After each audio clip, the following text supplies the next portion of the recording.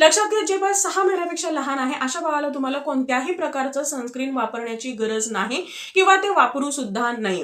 अशा बाळांना मी नेहमी रिकमेंड करते की एकतर त्यांना घरातून दुपारच्या वेळी बाहेर काढूच नका. काही कारणामुळे तुम्हाला बाहेर जावं लागतं आहे तर बाळाची त्वचा ही पूर्णपणे झाकली जाईल या पद्धतीने बाळाला कव्हर करा. चेहऱ्याला सुद्धा ऊन लागू नये यासाठी तुम्ही छत्री किंवा स्ट्रोलरचा वापर हा करू शकता. आता 6 महिन्यापासून ते 1 वर्षापर्यंतची जी बाळं आहेत अशा बाळांना सुद्धा जेवढा त्यांचा उघडा भाग आहे किंवा जेवढा सूर्याच्या कॉन्टॅक्टमध्ये येणार आहे तर तेवढ्याच भागावरती तुम्हाला सनस्क्रीन लावायचा आहे. पण याचा वापर सुद्धा तुम्हाला लिमिटेड करायचा आहे आणि गरजेपुरताच करायचा आहे. म्हणजे जेव्हा बाळाला तुम्ही बाहेर काढणार आहात तर त्याच वेळी तुम्हाला लावणं हे गरजेचं आहे. याशिवाय जे बाळ 1 वर्षापेक्षा मोठं आहे अशा बाळाच्या बाबतीमध्ये बाळाच्या पूर्ण बॉडीवरती तुम्ही सनस्क्रीन वापरू शकता.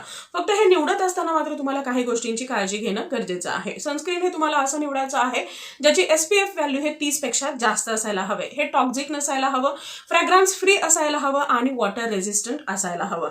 लहान मुलांसाठी बनलेले जे काही सनस्क्रीन्स आहेत तर ते तुम्ही वापरू शकता. आता कोणत्या ब्रँडचे सनस्क्रीन चांगले आहेत तर यासाठी तुम्ही अविनो सगळ्यात बेस्ट आहे.